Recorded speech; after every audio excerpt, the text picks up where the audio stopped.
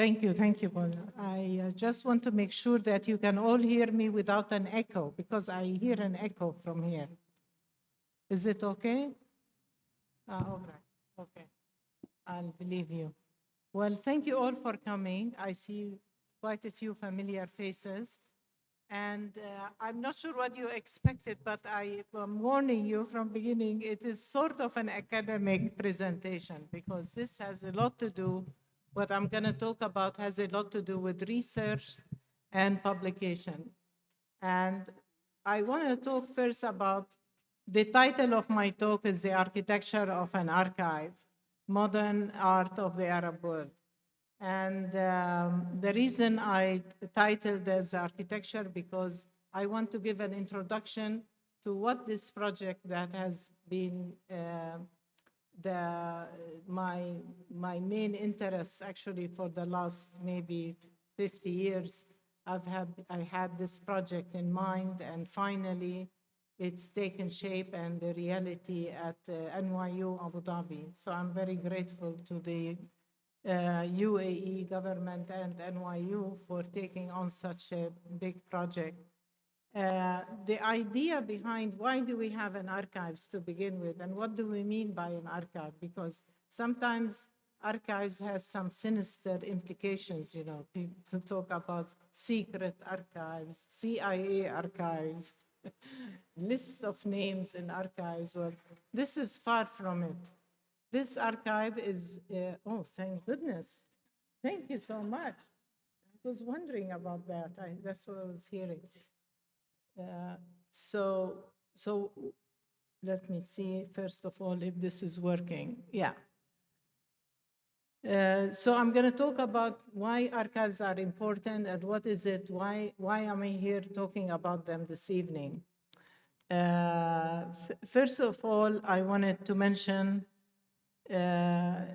we hear a lot about fact check, reality check these days, about checking all the information that President Trump is announcing left and right. And I'm sure you all are familiar now with fact check. So so I'm going to give a very simple example. As we all know, there is a great deal of interest in art of the Arab world. This was not the case 50 years from now. When I started working in 1968, the interest was minimal practically compared to what we have now. We're very excited about this interest.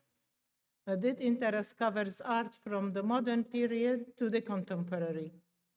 With contemporary artists, we still have the privilege and opportunity to meet with artists, interview them, document their work, and I'm very happy to acknowledge the artist, the Palestinian artist, Nabil Anani, who's with us today. And very happy to see you here, Nabil. And I know that Nabil had a book produced about his work, which I'm very sorry that I didn't contribute to it at that time. And that was an important document because it was produced during his lifetime. May God give you long life. And what gives us the opportunity to interview the artist and understand the art practice from the artist himself. So this would be what we call a primary source for the information. God forbid if he's not with us, and then we have no resources available except for possibly Google or any Arabic documents that may not have made it into libraries, as is the case now, or AI, for example. Would it have information about Nabil, and what kind of information, and where would it come from, and is it authentic, is the right information or not, and all these questions. Now, this is the situation we are now facing with artists who, what we call the early modern and mid-modern period of art in the Arab world. And many of these documents that were published on Arab art, and there are many, many books and publications from the prior to 1995, when almost 85% of publications on art of the Arab world, its history and development, were published in the Arabic language. Secondly, in French, Italian, and third in English. Now, this is not the case now. As you know, most of the books you see around now, they are produced or written in the English language firstly, and occasionally translated into Arabic. So that kind of reverses of this situation puts us in dangerous waters, because why?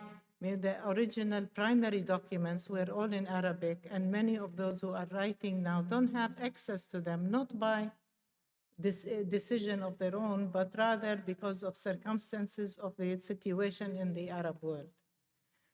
So let me give an example. For example, a student who's working on his or her PhD dissertation and wants to go dig deep into the life of an artist, let's say Ismail Shammout, for example, who passed away over 10 years ago. Where would they find material to do that? Now, most of my students, I know where they go first. They go first to Google Scholar, and that's exactly what I give minus marks for, because what I'm expecting them to do, at least to do what we call literature review, and read material in academic journals, look at databases, academic databases. Some of you may have heard of JSTOR and others that would probably have public essays and articles on Mr. Shammout, maybe, or mentioned him within other articles.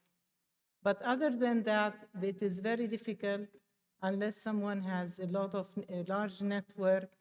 It would be very difficult to access that archive. So we're now negotiating with the family to help them digitize all the material. That means, so what kind of material we're talking about? When we talk about an archive of an artist, it means everything except the artwork. So that's what we're interested in, their history of exhibitions, group or solo, the original invitation cards, and others. I'll give you some examples later, as well as correspondence, the writing of the artist. The correspondence is very important. You can learn a great deal about the artist, what influenced, what inspired the artist, their style, the reason for deciding on one style rather than the other. So we live in a world that's in turmoil. So accessing archives in a normal fashion by contacting an artist in Syria or in Libya or in Gaza and visiting Gaza and meeting with the artist is practically impossible in this region, with a very few exceptions in the Arab world. So how do you end up having access? So there is a disparity here between those who can actually reach artists and those who can't because of the situation. The majority cannot. So that, for example, if this researcher wants to write about an American artist, they can consult the American Artists Archives of the Smithsonian, and they will find millions of papers about American artists. But there isn't such a resource in the Arab world that is done in the proper fashion, And that's what we try to fill in this gap. We found a major gap here by trying to do simple fact checks and realizing some of the catalogs that have been published may have the wrong date, or the names of the artists is not standardized, so they can be written in many different ways, as you know, when transliterating from Arabic into English. And therefore, who is going to be, where do you find the primary material? And what we mean by primary here is the original material that is in the possession or written by or produced by the artist himself. And that's one of the reasons that why it is important. So first, sorry, why isn't this going back? Yeah. So what we are trying to do at the Mawrid Center for the study of the Arab art is actually to address this kind of inequity in the archive scholarship. and ensuring that that there is better access to this material for the young professionals who are working, whether writing catalog for Christie's or galleries, this gallery or others. So it can be at any level. You don't have to be working on a PhD dissertation for that. But this is one of the reasons we have this archive. And you can read that here for a minute.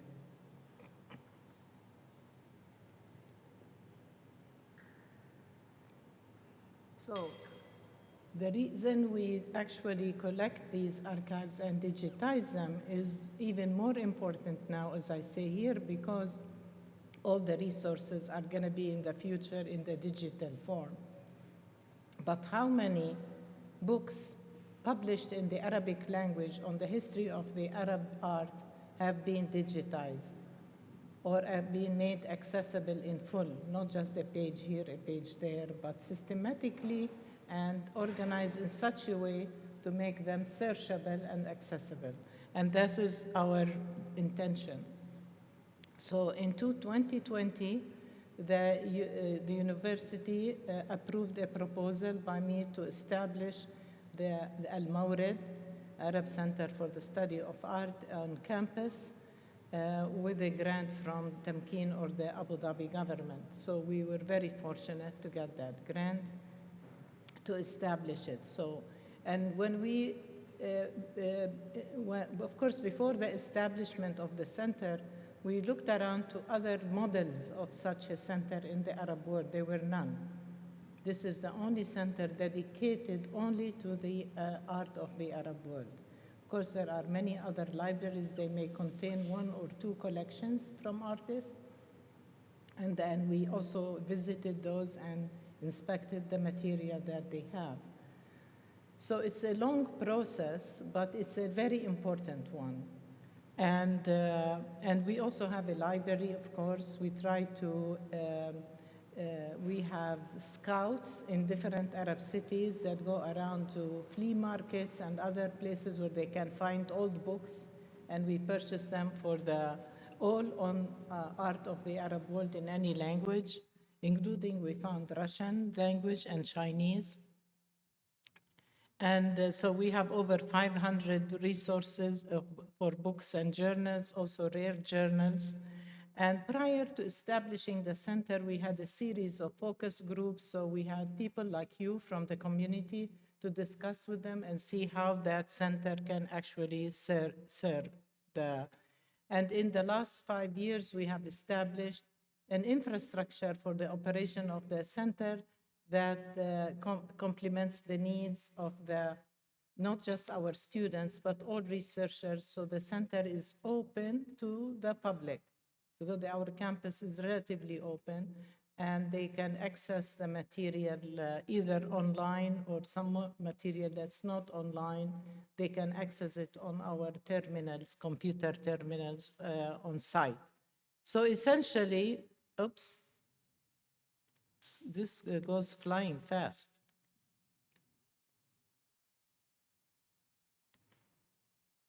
I don't know why it's not here. So there are 3 areas that the center, or you can think of them as pillars, but rather circles that interlink. So we have the archive for Arab art. There's the area of research that we work with, and pedagogy with the education, of course, being situated at the American University.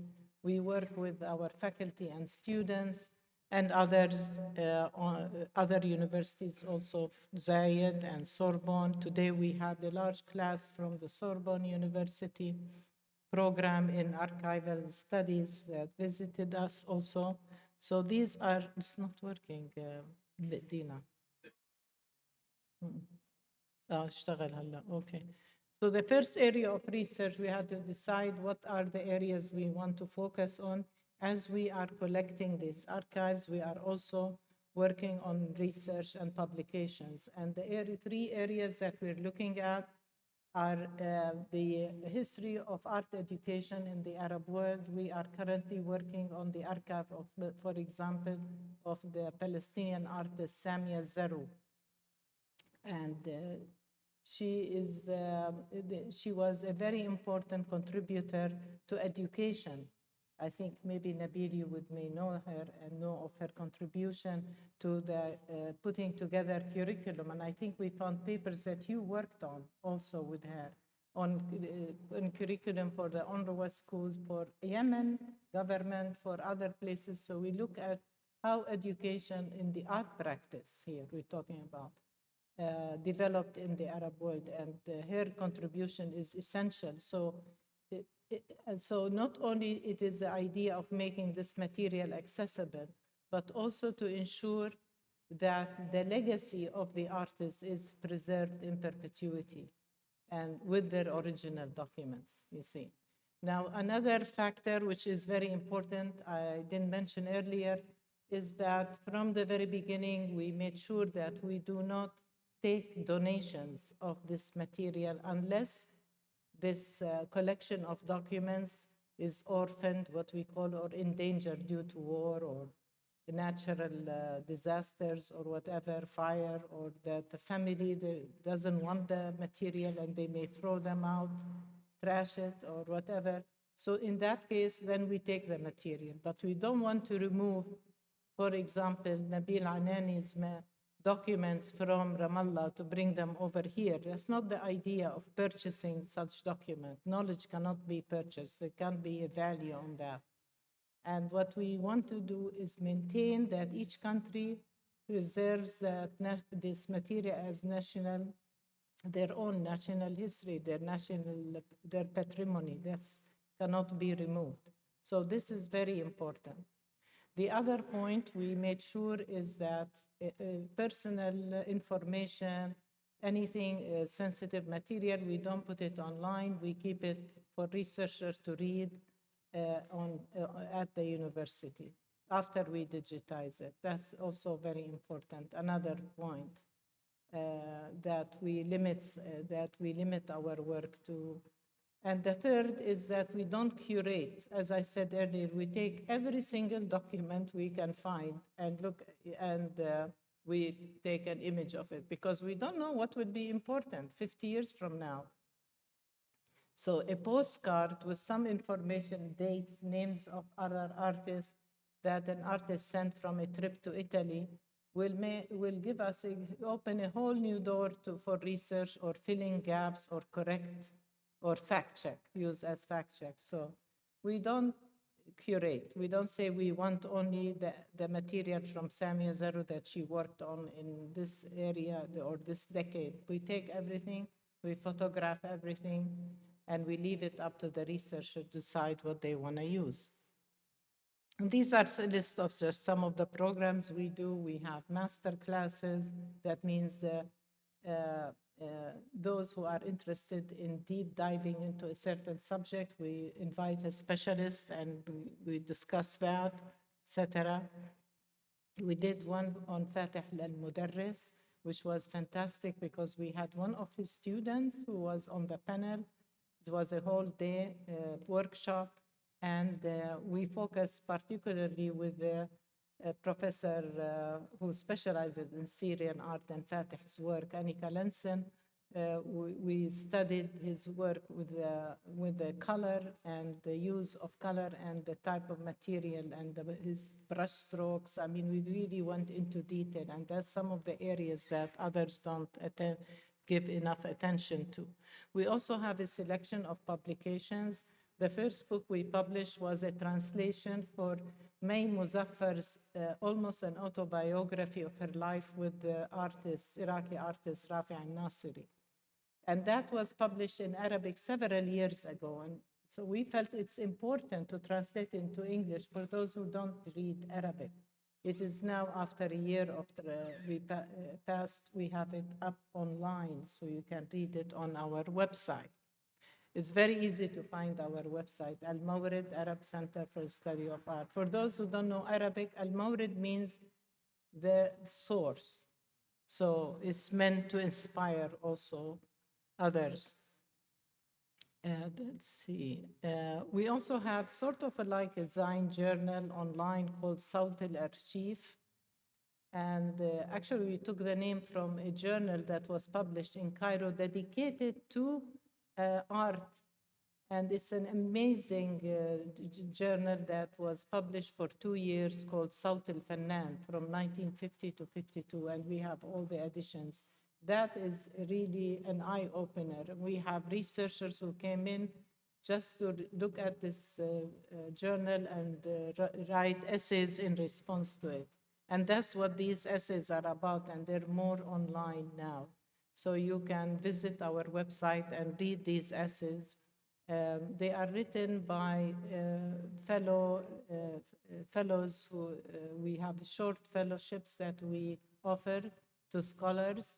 And tonight we're very lucky to have with us Dina Al-Adi. Professor Dina is a fellow with us for a month, and she just arrived from Marrakesh. So thank you so much for accompanying me today, and she'll help read or give you an idea about some examples from the collection.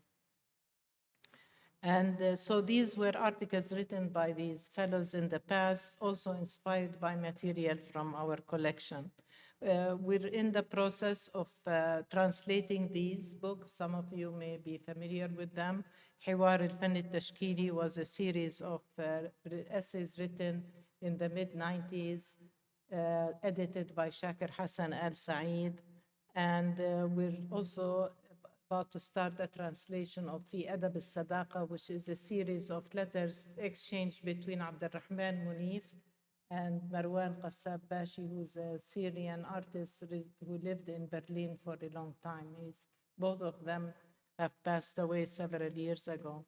And a book that that's one of my research interests is Inji Aflatun, and we're translating 3 of her writings that have seldom been actually read or known by many, because she wrote on the role of women in Islam, 3 books. One of them was introduced with an introduction by Taha Hussein. That's how important her writings were in the late 1949, 1950. We also do small, modest exhibitions, and this one had to do with the subject of our research, the history of education in 4 Arab cities. It was curated by our research scholar, Ala Yunus. And in pedagogy, I mentioned earlier, students come in to search out our website. We have courses that based on the archive as well. We also organize conferences. We had 2 symposia in the last year. This one was last April, and we had another one last month. And the next. And then there is a project that we have started called Hiwarat, which looks at art terminology and the translation of the art terms from Arabic to English, and what does that mean for us as a research center? Because there is a lot of confusion here between calligraphy, hurufiyya, and what does that mean and what does that cover? We don't think that hurufiyya does actually describe the content of artwork in the right way. So we work in like a steering committee that discusses one term, and until it's we come to the conclusion with the approval of many to adopt a certain term or المصطلح المضبوط for the translations. And because we cannot just simply translate automatically or have AI or these apps translate for us, because these kinds of translation need to be decolonized. I will give you an example what I mean by that, because we work with, once we digitize the material, scan them, photograph them, and upload them, we also include them make them accessible to the researcher through finding aids. And these finding aids are apps that libraries use, standardized across the world. This is the academic universities as well. And they have a drop-down menu. So when describing the work of the artist, you want to describe which movement he belonged to. So for example, to have Cubism or movements that may have no relationship to the Arab world. And when we talk about the modern period in France, it's a different decades than the modern period in the Arab world. So we cannot just use a standard Western drop-down menu to describe or classify or categorize the work or the art practice of an artist. First, it won't be fair, and it may not be the language that was used during his lifetime in the 50s. So we need to be very careful with the translations as well, and not to make assumptions. In order to help us with that, we invite speakers who present about the Arab art in the Arabic language. So بلغة الأم, rather than in English, because that will also distort the information. So we have a series of talk. We started, it was opened by Dunis, the poet Dunis, and then Sharb al-Daghir is up, and he's the one who coined Hurufiyya, and we had a lot of arguments back and forth about its use, so it was wonderful having him. And we collaborate with the Cultural Foundation, so we have these events there for, here is Yasser Mungi from University of Qaboos, Sultan Qaboos in Oman, and he also presented with the most recent speaker we had is Samir Gharib from Cairo. We also work, of course, with foundations. More recently, in the last 10 years, several collections or descendants, like children or of artists, established foundations for their parent artists, such as Lubna Hamad and Hala Rawda Shair. And we had them here in Abu Dhabi a couple of years ago, and they spoke about their work. Here are a few examples from our collection. This is Salah Tahir with doing a portrait of Kulthum. Underneath is the opening of the first gallery in Abu Dhabi in 1994. Very soon, another gallery will celebrate their 30th anniversary, the Green Art Gallery in Dubai. This gallery was 30, you have to do your math, what year that was. But for the Salwa Zaidan Gallery was opened here by Sheikh Abdullah in 1994, which is significant in the life trajectory of development of art for the UAE and Abu Dhabi. And so these are some of the examples. And we have a few quotations here and sort of testimonials about the importance of the archive for different people. And these are some of the rare books we have. And these are the kind of material we sometimes go into homes where we find these documents in the attic, they're mold over them, insects, so we need to clean them up before we use them, and we don't touch anything that's deteriorating too much. We don't want to accelerate or ruin the material. And then if they donate it to us, then we clean them up, and we this is our storage facility. Of course, it's all up to standards there.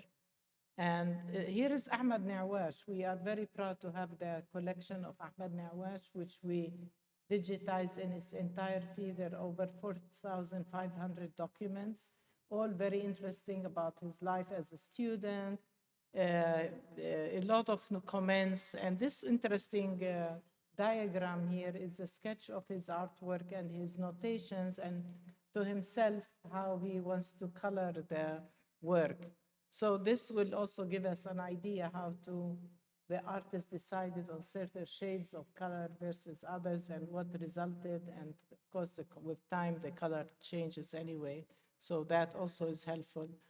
This is another example from Khalifa Al-Qattan, who was a Kuwaiti artist, passed away several years ago.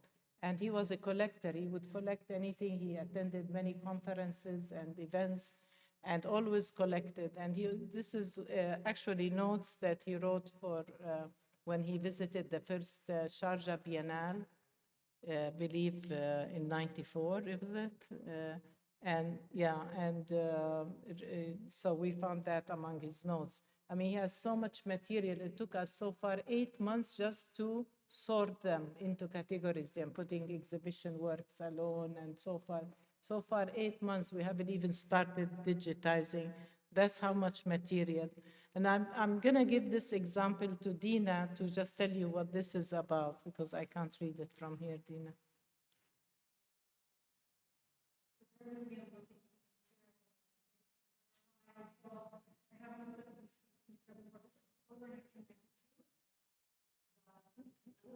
رافع الناصري.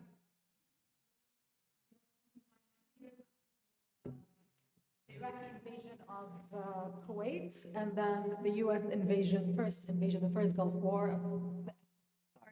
The first Gulf War of 1991, and then the sanctions period. So keep that in mind. So I'm reading this for the first time, so please bear with me. الأخبار سيئة في كل العالم. Yeah, you don't have to translate the whole thing. Just a few lines. Yeah, just to give like a hint. مشاكل عرقية وحروب، كوارث طبيعية، جوع رهيب، وطن ينهار بسرعة، وعالم قاسي وبشع ينهش فيه في لحمه كالكلاب. The news is very horrific. Issues of racism or race and ethnicity and wars and natural disasters take over. Hunger, starvation, extreme hunger and starvation, a country or a nation that is just being destroyed in a fast pace, in a world that's extremely harsh, where dogs eat its flesh. He's being poetic, obviously. I'll give another example here, which I think is interesting. يتشاظى القلق في أروقة القلب، ينهار الحب ذاك. يتشاظى القلب. The heart scattered في أروقة القلب. Sorry, القلق. It's hard to translate. It's hard to it's poetic, yeah. Exactly. Thank you. Yeah, I'll go to the next one. This is also an image of his. This is in 1980. You want to talk about it? With this one? Well, it's a quick one. I mean, yeah. So this is the first war, the Iraq-Iran war, 1980. I think this is June 1980. I'm sorry, Iraq-Iran war. You want to say something, or shall we move to the next one? I mean, we also found sketches. We also digitized the sketches. But we don't archive or the artwork, or we take photographs of the artwork, because many of this has already been done and online, and we got back to it later on. For us now, the most important are these documents. Let's see if there is another one here. This is, I love this because it's beautifully written by Rafi al-Nasiri, and it's also from his journal. Now, there's a lot of personal information, of course, mixed with his artwork, a lot of information about other artists. For example, we found out through these journals that Azzawi asked the hand of May in marriage for Nasiri. We didn't know that they were that close early on. And so you learn so much about the life of the artist and the environment, the context in which he did his work, what inspired them, why were they driven to do this work. And the other point which we found very interesting is many artists work together as groups, and we don't have that as much anymore, unfortunately. And we also notice there is more mentorship taking place among the older artists, mentoring the younger ones. And that happened organically. It didn't have to have a formal fellowship or training like we do now. So that is important. And that's what this is about, actually. And we find these notes. Now, this was interesting, right? Let me go to that one. This is the Asila International Graphic Biennale, 1985, June 28th. It looks like, let's see. تكوين الشروط, so you have the Biennale's It is- requirements, I guess. Yeah, required. Yeah, maybe I would say a few words about Asila while Dina's reading. Yeah. Asila was a festival that was established, if I'm correct, Nabil may know, 1978 in, right? And you were aware for that. We need to tell us more about it. And so because that's one of our next projects is to look more deeply into Asila, because that was a very important event during a pan-Arab period around the Arab world, and many artists descended on Asila every summer. So it was an open air festival of art, which was amazing. And some artists went for many years, decades, continued to go to Asila in Morocco. And I think these are the notes that the artists put together to decide what is required when he go to Asila, what he plans to do. Right? Yeah, I think he's also trying to talk about creating some standards and comparing it to international biennales. So he has a list of what are the requirements at international biennales, and he's doing a comparative. So I think it's very interesting in your comment earlier about kind of a decolonial approach, right? In his notes where he's comparing it, but he's also adding and subtracting. So he's not just copying, verbatim the requirements in different biennales, but he's here kind of negotiating how it fits into the current moment historically, and space and time basically. That's amazing. It's I amazing. actually did not. I read it fast. Great. Thank you, Dina. This is from Hussein Sharif collection, which we actually just finished digitizing and should go up online soon.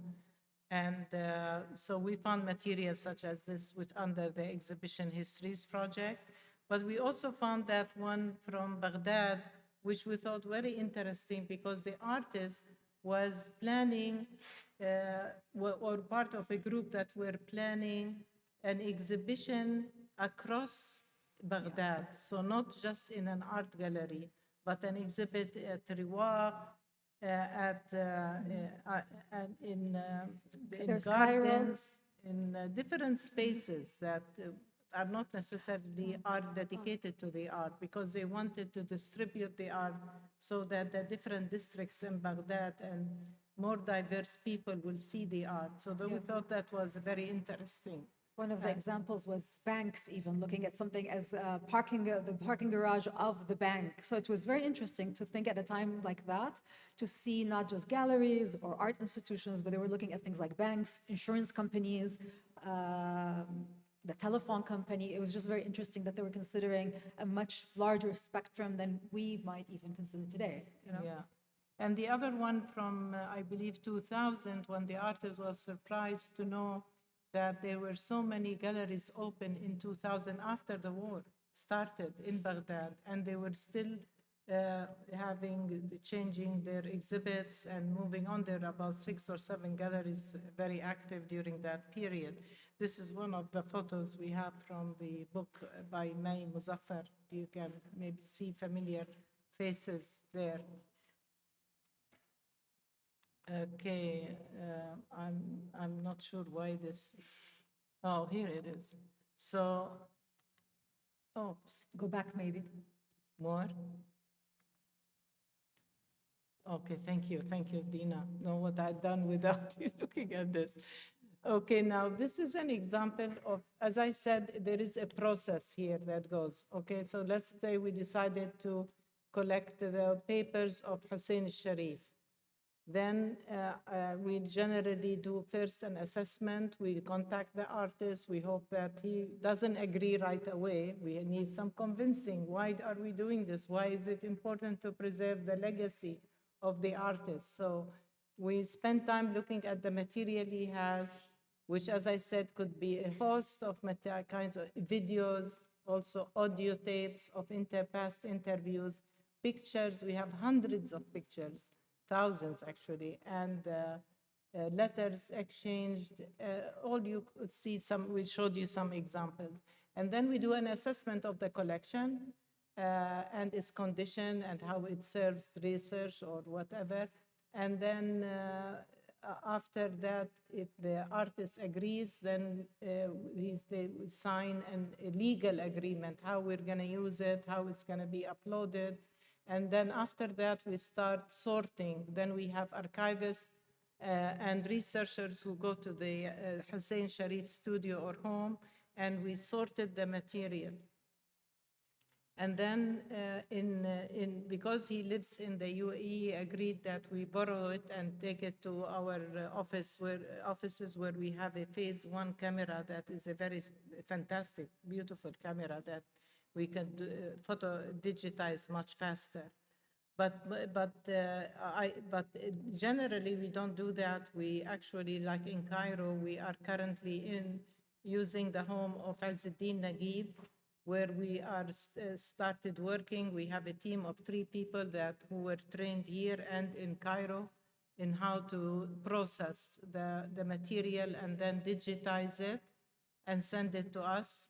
That by itself is about 30 steps, what I said so far. Altogether, it takes around 49 to 50 steps to complete the operation. By the time it comes here, and then we sort it again and give it numbers, and then we send it off to New York to be uploaded on the website, and they do constantly upgrade it and back it up and all that. So it's a lot of people involved, so it's not a matter just taking a photograph and khalas, you know.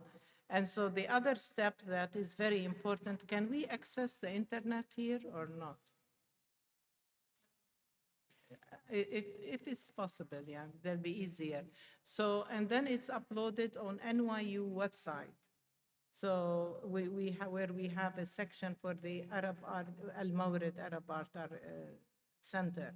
And over there what we do, we write an abstract, a biography of the artist. For example, Mahmoud Hamad biography took us about 6 to 8 months to write a biography on an artist. Why? Because we standardize the name, we standardize names of institutions, what we call subject agent. We make sure that every date is being very fact-checked, and fact-checked not on AI, but on using referring to these primary documents, which are from the artist. So we have artist birth certificate, death certificates, all his college diplomas, his assignment at, for example, Mahmoud Nawash, we have several assignments he wrote in Italian when he was at the Accademia di Roma. We are very lucky to have a professor who was a fellow, and she's coming again next month, Professor Donata, who she's from Italy, and she was interested in these papers in Italian. And we looked at them. First, we thought they were lecture notes that the professor distributed. But we found out through her that they were actually students who take notes in class, then they sell per page. So we saw this number at the bottom of the page. We thought it was the number of the page, right? You think it turned out to be lira, how much they're selling these notes to the other students. So now we know Nawash did not attend the class, he bought these notes afterwards. So there is a lot, and so she's doing research now on Arab students who studied at the Academy di Roma, and therefore you see, even the material that is the few that we have in the other than Arabic is accessible also to others, and they can. Is that it? We want to. I don't know how to do that. Yeah. Just open the archive, NYU thing. So the biographies take time to fact check and write it properly, and then we do a decent bibliography. So when a researcher wants to start, we also make sure that we share with the scholars where else they can find information about this artist. For example, in Aflatun, we know that AUC has more material, or Salah Tahir, they have the majority of their collection there. We have about a quarter, they have 2/3, but they don't digitize yet like we do. And, but we share this information with the reader so they know where else to go. So that means we're making it more accessible to art professionals at different levels, whether they're preparing for their PhD or writing an essay for Canvas, to get the proper information on the artist and write it. So I think we just need to look at one of them if you want to go to NYU library, just to give them an idea. Anyway, you have a general idea about it while Dina's trying to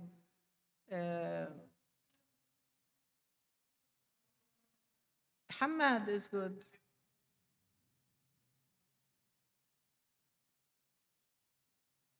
The first one on the left. Yeah. Oops, that's not it. Mahmoud Hamad was the first one on the left top. And then you go to anyway, you have an idea what it is about. Here it is. Thank you. Then you click on the purple line, the banner on top, the purple one. Underneath the name Mahmoud Hamad, there is a purple banner. Yeah, it's okay. But you have an idea now that this is our website, and from the website you can visit the finding aid where all the material is up there. I just wanted to give you an example of the quality of digitization where you can enlarge and read it. One of those that somehow didn't make it on this collection is price list, which are very interesting to see the price list of artwork from the 1950s. It would make collectors very upset these days to just have an idea. That I find very interesting. I've always collected price lists. Unfortunately, they don't do that anymore in galleries, but there is a lot you can do. I think I'll let Dina try this while I open it up for questions. Yes.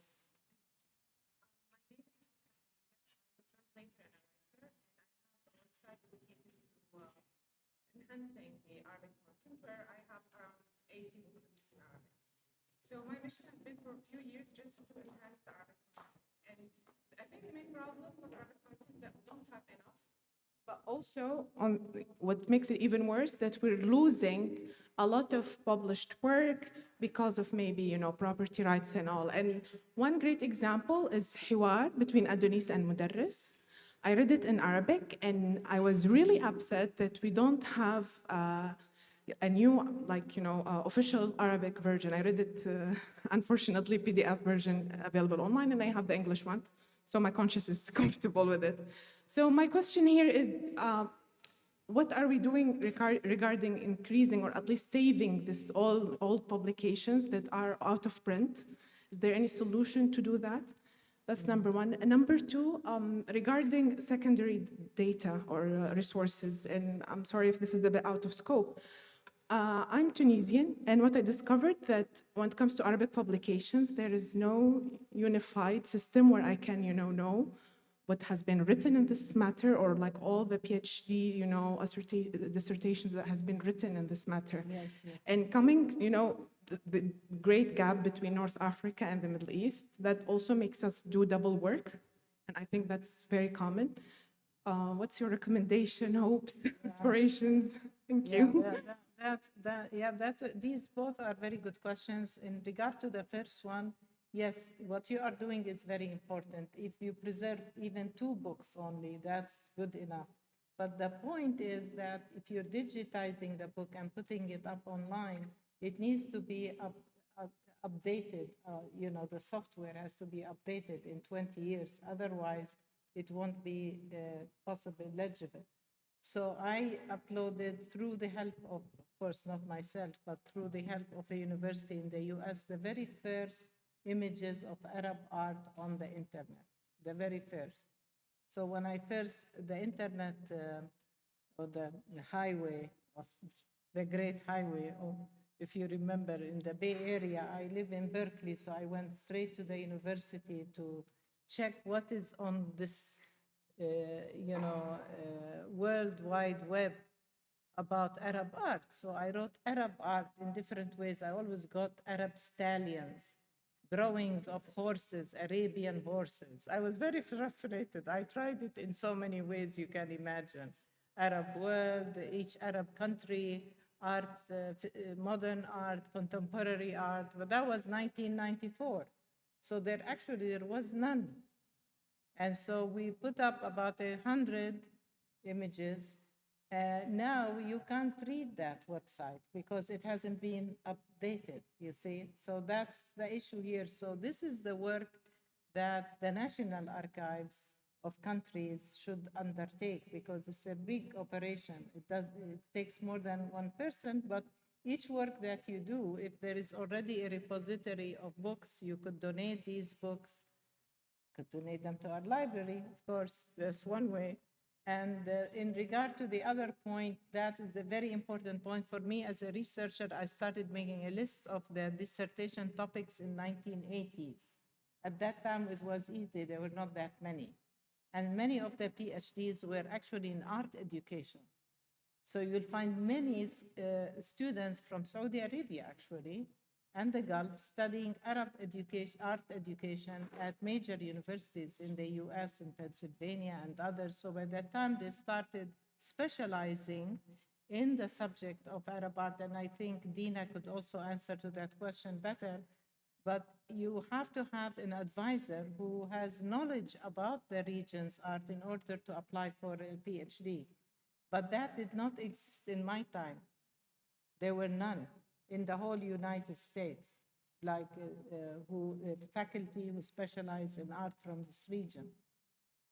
So, but by the time Dina went did her PhD in New York, there were, right, Dina?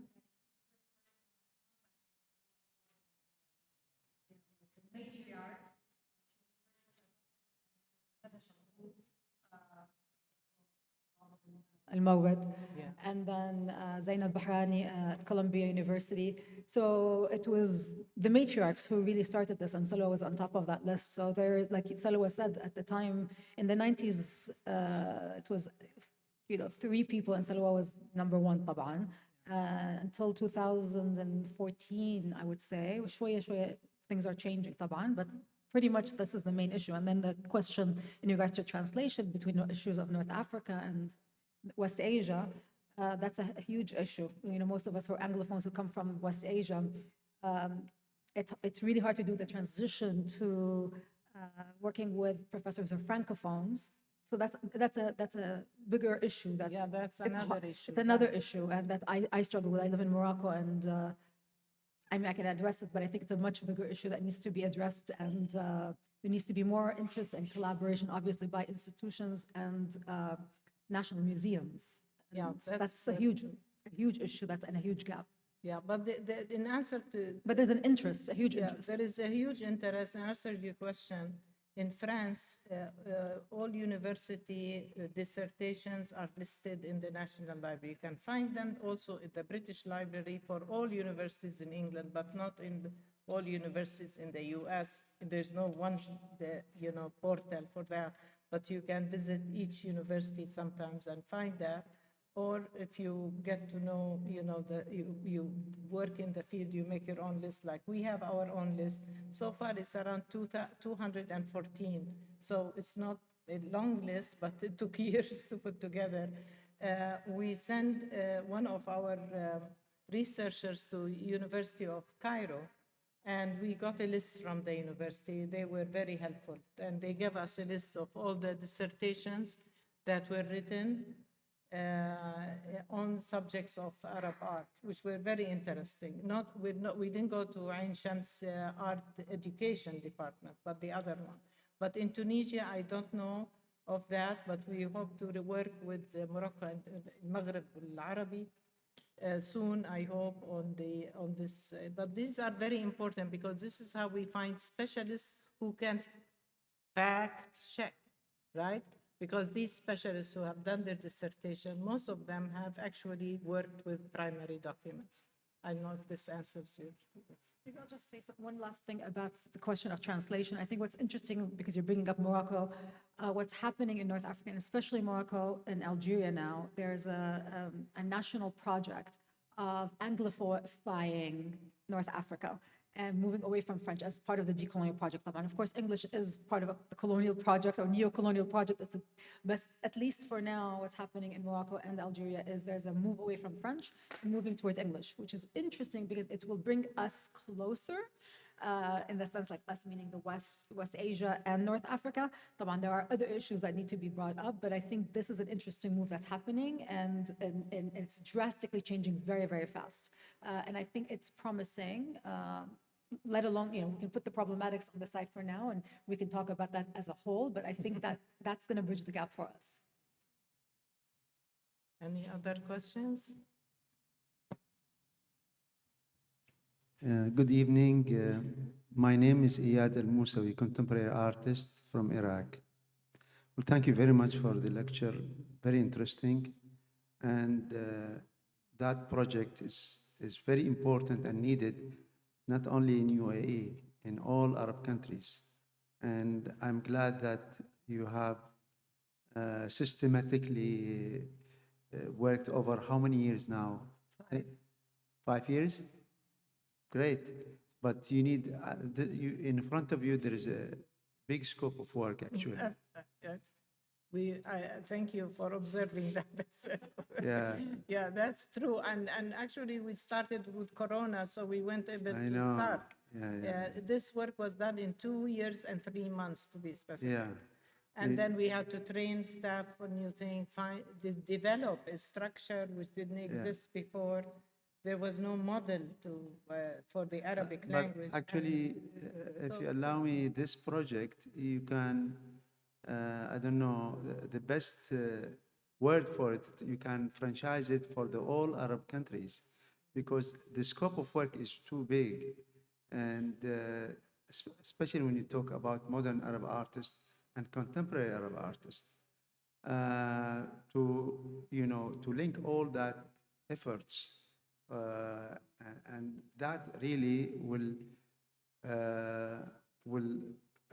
preserve, and that material could be really very important for the students, for researchers, for the art movement itself. Yeah, thank you for that. Maybe we could start with your papers then. I want to say just that we at the center, we focus on the period from 1850 to 1994. We don't do the contemporary, mostly the modern period. Because that's the period where we are losing, like the lady said, the books, the publications in Arabic, and our website is both in Arabic and in English, by the way. But it's important to preserve what has been published in the past before we lose these books. Why? Because everything now is on AI. AI gathers information from different sources, but these books in Arabic are not there. They haven't been translated to be AI is looking, and exactly. If there is AI in Arabic, they still haven't been digitized or they have been lost. Yeah. So that's also very important. That's why we make sure we have a library and that our research fellows visit it and write about it also. Think about, developing this project and into Pan-Arab. I wish, but we also... That would be great. Thank you for the effort, and it's a really great idea. Thank you. And as an artist, this is very much needed. Thank you for the comment. Sure. Okay. There is a question there. So dark. مساء الخير. Good evening. My name is Nermeen Abu Dhabi. Along with my sister, with a collective called the Naqsh Collective. And I'd like to ask, what advice would you give us as artists who are nowadays having all this media and digital present, there's so much media in our hands to document. Where shall we start? what to focus on. Are you an artist? Along with my sister, yes. Yeah. Yeah. I didn't hear that. Oh, you're from Naqsh Collective. Yes. Yeah, great job. Great job. Yeah. Yeah, I'm not an expert in this area of Naqsh, what you do exactly.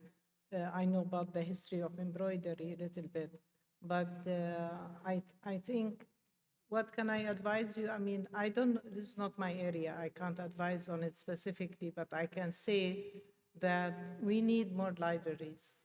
We need to still appreciate the book before we jump into AI and get lost there, completely lost. So I think this is very important. Also, to be grounded in the Arabic language is very important. To always listen to lectures in English like we're doing today, rather using the Arabic language and the المصطلحات, our terminology in Arabic, gives a misleading information, about art of the Arab world. And so it is important to go back to these original documents. So, and that's important. So I think reading and having access to material is very important. So come and visit the center. That's Absolutely. one advice I can We were give. just talking about it. Thank you. Of course. Okay, thank you. Thank you all very much, and thank you for coming.